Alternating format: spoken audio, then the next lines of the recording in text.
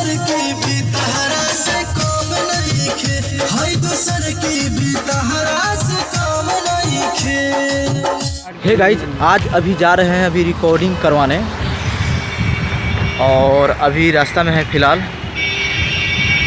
तो अभी स्टूडियो भी पहुंचने में लमसम 1 घंटा लग जाएगा, क्योंकि अभी इनकम टैक्स ग्लम्बर के भी पीछे ही है और राजा बाज़ार अभी जाना है।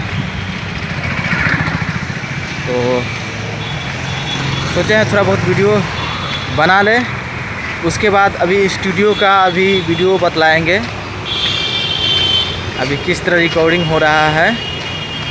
और हमारे वीडियो के साथ आप लोग बने रहिए, दिखलाएंगे कि किस तरह रिकॉर्डिंग होगा।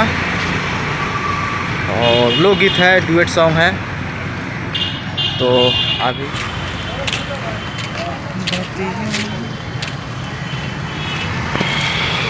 और देख सकते हैं काफ़ी भीड़ है।